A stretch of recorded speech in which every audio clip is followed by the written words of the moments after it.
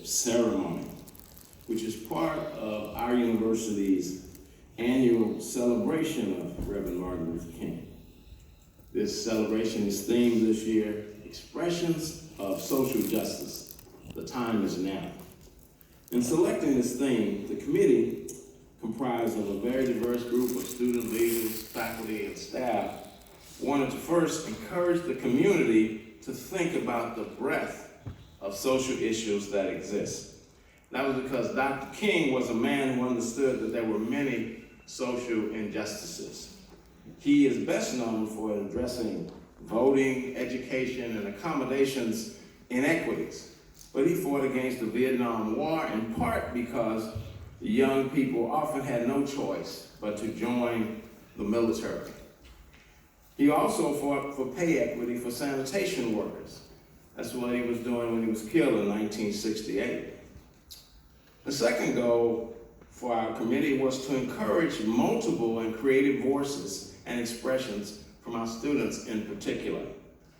Dr. King, let me back up a minute. We were looking for, and I think we've achieved, participatory engagement in the celebration. Dr. King did not achieve his successes alone, though he may have been the most eloquent voice. Many unsung heroes voiced their opposition to social injustices through their actions. History reveals that often the leaders who actually initiated action were young people, young college people. It was these young leaders who sat at the segregated lunch counters in North Carolina at the beginning of the civil rights movement. And in Houston, the civil rights movement began on March 4th, 1960, when a group of college students from Texas Southern University, against the advice of their elder leaders, marched a few blocks from where we are right now to sit in at a segregated lunch counter on Alameda. And there's a historic marker marking that moment. So our student committee members assume much of the leadership for creating opportunities for student expression. You may have seen the artwork outside from the winners of our art contest. You will hear today during this program spoken word artists, and you will hear singers as part of this program as well. Earlier in the week, we invited members of the campus community to write on postcards the social justice issue about which they were concerned and what they might do individually or collectively to address them. I believe those have been flashing on the screen earlier. Our third goal, in my opinion, was to inspire action, because Dr. King was a man of action.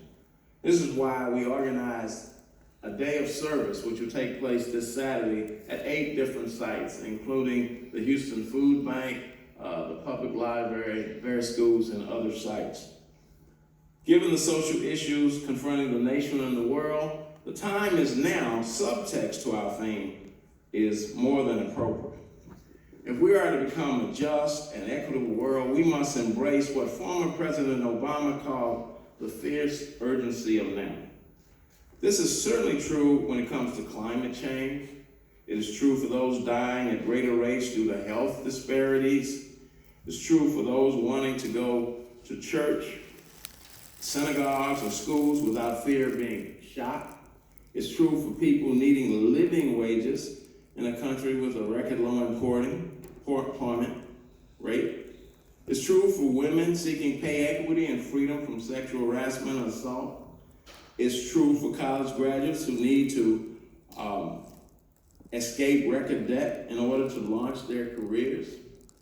It's true for dreamers that are facing orders to deport to countries they may never have seen.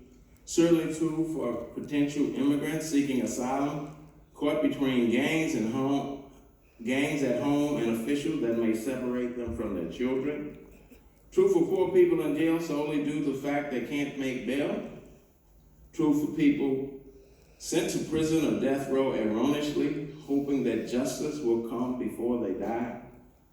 True for Black children, 5 to 11, who are committing suicide at an alarming rate now. True for children of color attending schools that once locked them out, but are not delivering a quality education now. And certainly true for those living in neighborhoods built on contaminated dirt or beside contaminated water. Now, let me sum this up by saying, and remember Dr. King, we need to remember that he would want us to honor him by dedicating ourselves to addressing some of these social issues. Without great diversity in this university system, and in this city, we have an extraordinary opportunity to be a model for others, to get beyond the numbers that don't add up to the whole story. And I would like to say right now, I'm very proud of the role that the university is playing now as it tries to address particularly health inequities, the establishment of the College of Medicine dedicated to educating family doctors to address health inequities in underserved communities is part of that effort to address social injustices. Also, the Chancellor's initiation of the Third Ward initiatives to address a number of issues in neighborhood communities, issues of health, issues of education, of economic empowerment. So we can be proud of that role that the university is taking. Dr. King said this about his vision. Now let me suggest first that if we are to have peace on earth, our loyalties must become ecumenical rather than sectional.